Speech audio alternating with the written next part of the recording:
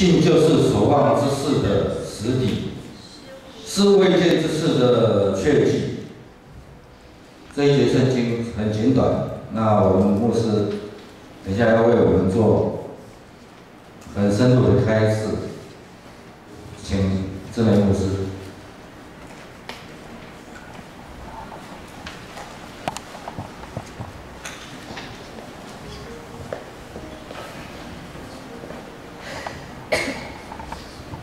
弟兄姐妹大家平安，平安，很开心哦，一个礼拜又见面了。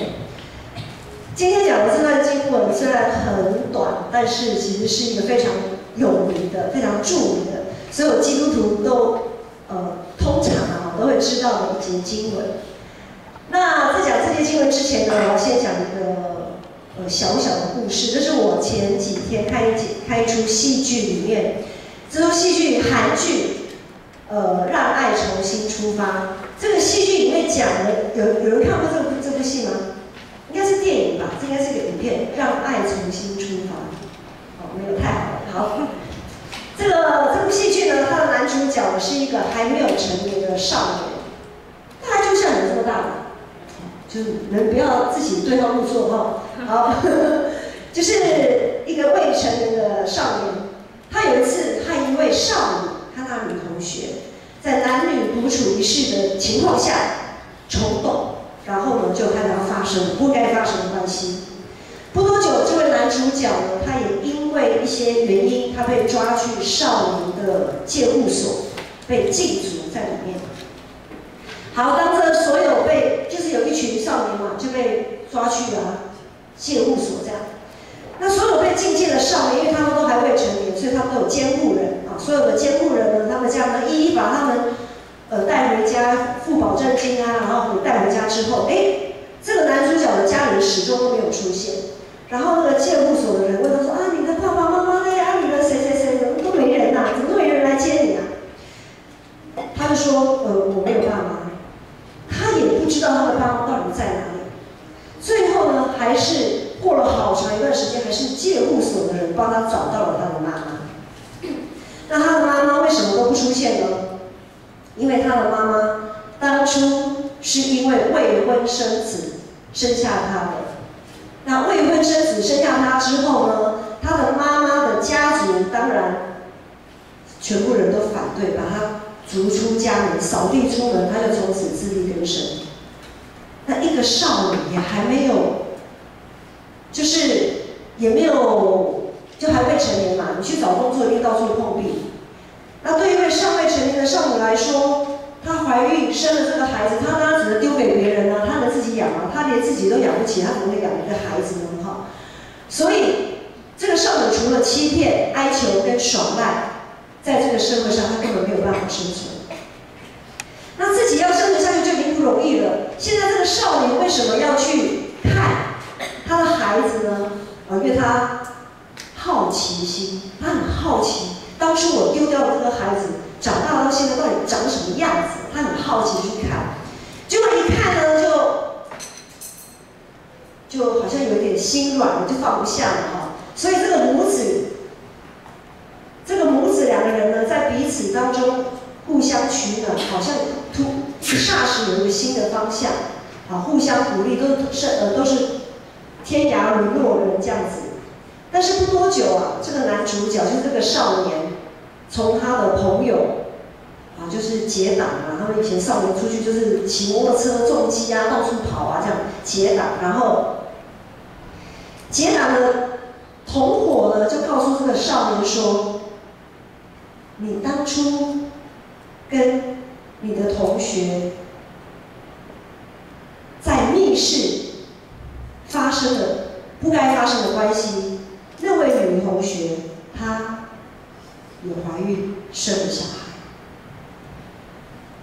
那复制她的父母就是在这样的情况下生下她，如今她也是在这样的情况下生下了她的小孩，该怎么办？没有人有能力可以替他人负责哦，即使他有心。想回去找那位女同学，因为后来那个男的不是被抓去戒护所吗？好，所以他也没有办法，他对外面的事情一概不知。所以即使他有心再回头去找那个女同学，想说啊，我们是不是可以怎样怎样的时候，其实都没有办法。然而，当这个少年的妈妈知道这个少年竟然犯下了跟他爸爸之前一样的错误的时候，那个女主角就是那个小妈妈，她也崩溃，她没有办法原谅她的孩子。最后，总而言之，最后呢，这个结局，我跟子瑜啊，传道我们3个人在那看，我们等着看那个美好的结局。可是，居然那个结局停留在他们关系最后还是破裂了。那个妈妈继续行骗耍赖，这个女同学呢，还是继续在社会的夹缝中求生存。那这个男主角呢，他又回到了戒护所里面去。说坦白就是吃牢饭，他觉得这是相对安全、有保障的地方。他们3个彼此都在自己的小角落里安身立命，好像找到了一个避风港湾这样子。然后这样这出戏就结束了。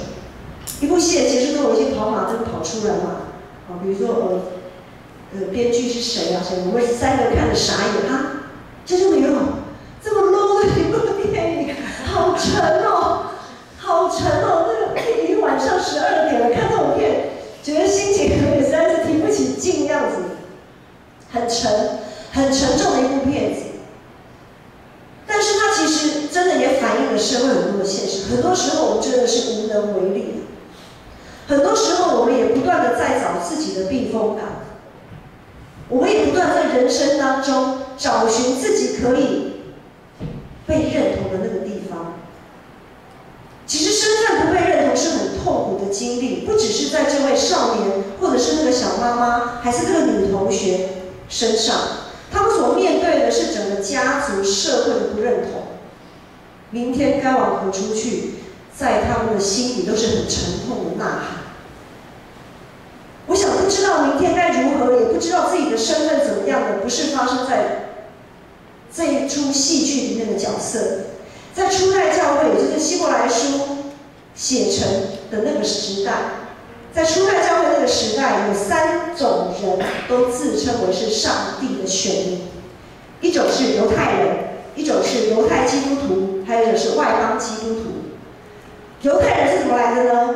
我们都知道以色列有12支派，其中有一个支派叫做犹大。犹大这个支派在以色列这个王朝灭亡之后，不是被掳走吗？被掳走，然后就回到故乡耶路撒冷，继续重建圣殿。还记得之前都有讲，对不对？好，重建圣殿的这一批人，大部分都是这个支派的人，都是犹大支派的人。其他支派的几乎都阵亡了，几乎都阵亡了。因为回归、愿意重建圣殿、愿意重新跟上帝建立关系的这些人，都是犹大支派的人。所以呢，到了新约时代，对上帝选民的有一个统称，也叫做犹太人。好，是这样子来的。好，犹太人是这样来的。犹太人，所以犹太人他延续了在旧约律法的一切的规定，还有一切的宗教礼仪，这些是犹太人。好，这些犹太人呢，期盼着他们的救主耶稣、救主基督再来，因为他们还是在一个没有自己国家、没有自己身份的一个情况下，他们期待着上帝的应许基督，他们的救赎者可以来到他们当中，把他们拯救，脱离罗马帝国的统治。他们还想再重新建立以前的以色列王国。可是我们都知道，耶稣基督降生在哪？哪里啊？那个好像几个月前我们才演过戏的哦。降生在，对，降生在马槽，那么卑微的地方。然后呢，这个耶稣呢，不只是降生在马槽，当他在成长、在传道的过程当中，一直在挑战旧约的那些律法。最后，他又死在哪里？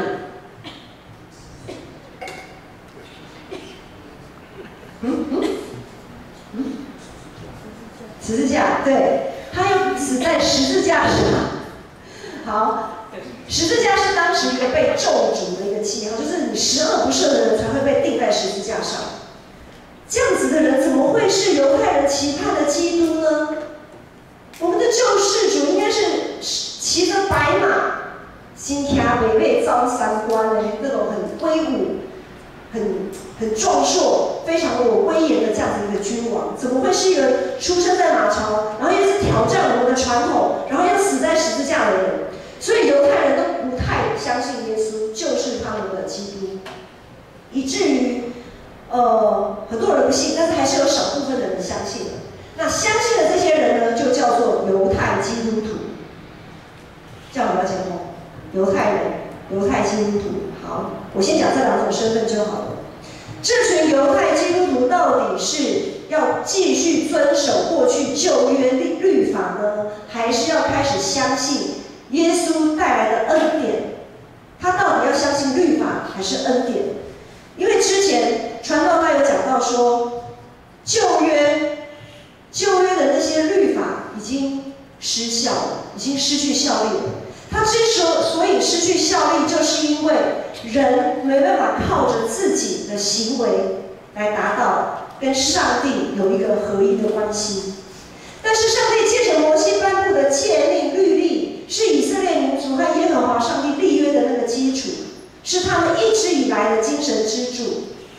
那耶稣对这个律法的挑战，就导致这一群上帝的同样都是上帝选里面产生分裂。你到底是要相信律法，还是相信耶稣？变成好像是个2选1的一个选择。其实耶稣不是要当他2选1，因为耶稣的恩典是要超越律法的，就是你律法做不到的事情，耶稣要来成就律法做不到的这一切，并不是2选1的问题。是要成全什么呢？就是成全每一个因着相信耶稣基督的宝血救赎的这些人，可以借由耶稣基督的牺牲，放胆的来到上帝施恩的宝座前，跟他重新恢复一个关系，重新恢复是上帝选民的关系，重新连结。希伯来书在今天的经文前面，我们如果有按照新眼光读经进度，会发现前面那一段落一直在强调耶稣基督他祭司的身份，而且强调他这个耶稣基督他是属天的祭司，不是地上的，他的身份超越在地上所有的大祭司。耶稣基督他献自己为祭，让全人类可以得到永远的救赎，一次就尽全功，一次就够了，不用像有些人每天就是常常到了节期就常常献祭，然后每年的宰杀那一些祭牲，不用，耶稣一次就够了，让我们可以借着耶稣走在一条又新又平的道路，是直直通往上帝的道路，不会被丢弃。上帝为我们预备这么好的恩典，我们要怎么来回应？这其实也是我们每一个时代人的考验。因为我们的身份，我们身为基督徒的这个身份，也常常被世界挑战。在过去，在初代教会有犹太人跟犹太基督徒的挣扎，在现在，很多时候我们也会在基督徒跟你是不是个基督徒当中的挣扎。比如说，我们常常讲到政治一讲到政治基督徒的身份就会受到挑战，特别现在很多公共议题，一讲到公共议题，一讲到政治，然后年底选举又要到了，就开始分党结派，互相攻击。你的颜色跟我的颜色不一样，那不好意思，我们就不是同一国的。明明就是上帝国的，为什么就变成一讲到政治就变成好像你是那一边的，我是这一边的？好，再来呢，就是讲到教育的时候，一提到教育，基督徒的身份也是开始受到挑战。有的时候会为了升学，为了考试，教会的团契，还有我们的读经祷告，可能就会放到一边去，先暂时等一等，等我考上了什么好学校，等我这次的考试考完，我再来参加聚会，我再来怎样。好，再际呢，基督徒的身份也仍然受到挑战。一个人不能侍奉两个主，我们不能又侍奉上帝又侍奉马门，就是侍奉金钱。特别是现在，时间就等于金钱。我们常常讲 CP 值嘛，现在不管做什么都要，吃东西也要找那个 CP 值很高的，去做消费就要找 CP 值很高的，投资报酬率一定要很好，我们才去做。可是服侍主常常 CP 值不高传福音的 CP 值也是超低的。我们想付出多少，搞不好还回收不到1%而已。那个 CP 值真的超低。所以一谈到奉献，我们就容易心虚，不管是奉献金钱还是奉献时间，因为我们不断的，因为我们人就是身处在这个环境里面，我们不断的世界的价值观不断影响我们，我们就不断的用世界的价值观来回应上帝，对上帝的信心在生活各方面都受到很大的考验。在希伯来书11章里面有许多信心的前辈，我们看到第4节有说到亚伯献祭比该隐好，因此证明他是位义人，上帝接纳他所献的礼物。亚伯虽然死了，仍旧说话。透过圣经的记载，亚伯在每一个时代都是信心的见证人。不只是亚伯，他还讲到亚伯拉罕，讲到挪亚，讲到摩西，讲到许许多多的先知。翻开希伯来书11章，整篇讲到非常多信心的见证人。其实每一个属于上帝的百姓都应该是信心的见证人，但是我们要见证什么？信心的功效是什么？信心就是相信上帝会用他的全能，让我们的生命达到一个完美的境界，完满、完美、平安的境界。或许这个说牧师这样讲好玄哦，我还是听得太懂。我举个例子好了，就想一开始那个少年跟他的那些跟小妈妈他的妈妈跟他的女同学也是小妈妈。他们觉得他们在世上好像暂时找到了一个避风港，找到了他们想要的一个栖身之所。不管他们是行骗，还是耍赖，还是怎么样，他们觉得自己好像找到了一个避风港湾。可是他们真的找到了吗？那真的是他们盼望的吗？显然并不是。那我们现在呢？学业是我们的避风港吗？工作是我们的避风港吗？我们的家庭、我们的健康是我们的避风港吗？那个是我们盼望的吗？我另外再讲一个例子，就是之前，我跟传道去问一位，应该是我的亲戚啦，这是我小姑，就是传道的妹妹的小姑，反正就是一个朋友。她在27、28岁的时候得了一个罕见疾病，本来是一个很健康的女孩子，但是她突然得了罕见疾病，医生说活不到3个月，她就是口腔整个溃烂，然后血不断的从她的伤口流出来，一直流没办法止血，然后还有血块这样子，有的时候会有血块，大量的血一直从她的口腔要冒出来。那医生，台大的医生算是很权威了，他们就说一定要做骨髓移植。好，可是骨髓配对不是那么容易的，就怎么配就是配不到该有的骨髓可以配对，可以移植这样子。那我跟传道就不断的去为他祷告，最后感谢神，很奇妙的，医生也觉得很奇怪，因为医生已经束手无策了，因为可以有的骨髓，这个移植的这个方法也没办法了，所以他突然就好了，然后就出院了，然后现在跟没事的人一样这样子继续生活。他得到了他的盼望吗？等一下我再来考你们。好，我再来讲一个例子，就是我爸爸的例子。我爸爸在他最后，他相信上帝是他生命的主宰，所以当他知道他自己是癌末的时候，他特别交代我们不要做一些设法延长他生命的行为。我们常常听到就是插管嘛，不做急救插管什么的。上帝如果让他不能吃喝，那他就不要吃喝，他就说那我就不要吃喝。上帝如果让他没办办法再注射点滴，好，就不要再勉强，不要再注射，一切顺其自然。我们之前读约伯记的时候，知道说赏赐是耶和华，收取是耶和华。但是有时候碰到医疗行为的时候，我们真的很难做决定。我们真的能眼睁睁的看着自己的亲人就这样子不吃不喝的情况下，就这样子离开吗？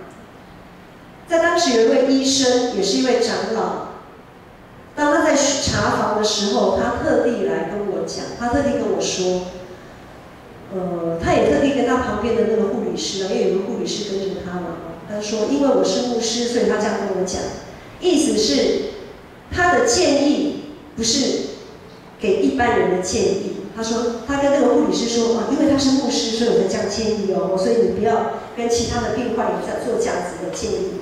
他建议，他不是建议，他是说他跟我交流一件事情，他说所谓的安宁疗护，并不是放弃，而是学习放手。常常我们在赏赐是耶和华，收取是耶和华的时候，当耶和华真的要收取的时候，我们不想放手，我们不想放手。我的父亲虽然他没有得到医治，但是他看见了那个盼望，就是与神同行，跟上帝同在，那最美的天家那个盼望，他现在也得到了。可是刚才我说的那位小姑，她虽然得到了医治，但是她仍然没有看见盼望，她没有看见上帝，她仍然没有，至少她到现在，她仍然没有办法过一个与神同行的生活。弟兄姐妹，我们到底盼望的什么？我们盼望的是盼望自己心里所想的那件事情的成就，还是盼望我们可以与神同行？还是盼望我们真的是真真实实的在上帝的国度里成为他的一份子？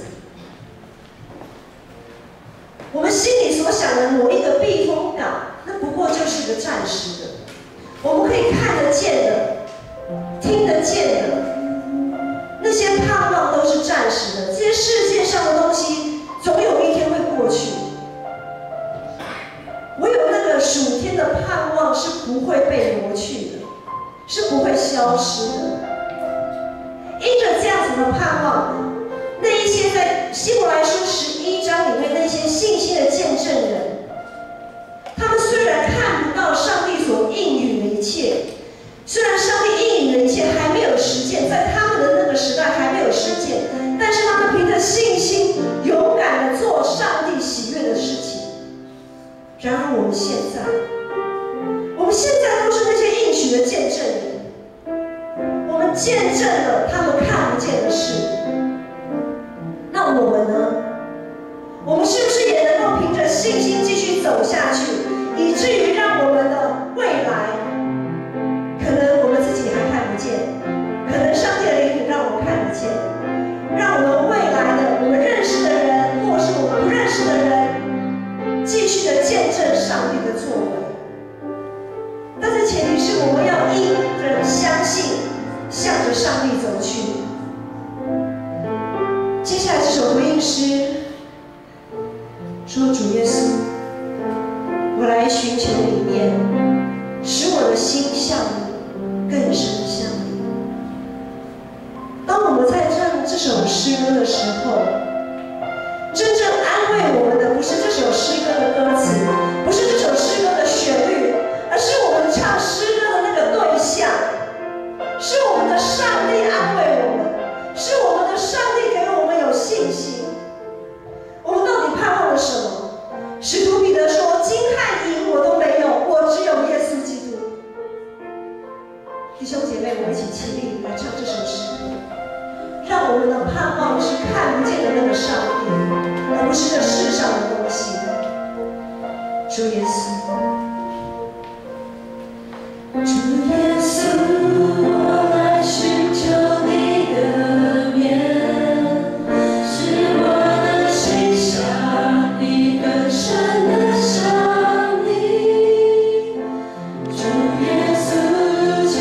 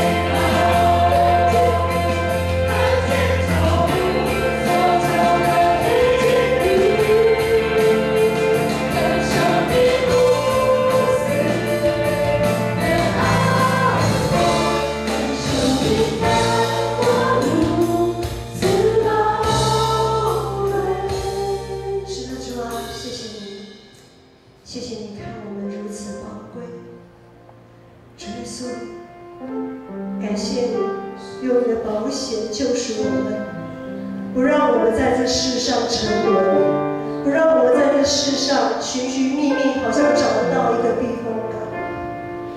主耶稣，谢谢你，因着你，我们可以来到父神施恩的宝座前，求怜悯，求恩惠。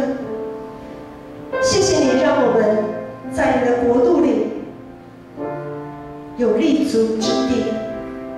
主，我们感谢你。愿主耶稣基督的恩惠、天父上帝的慈爱、圣灵的感动与帮助，与你们众人同在，从今时直到永远。阿门。哈利路亚！感谢赞美主。让我们一起来唱。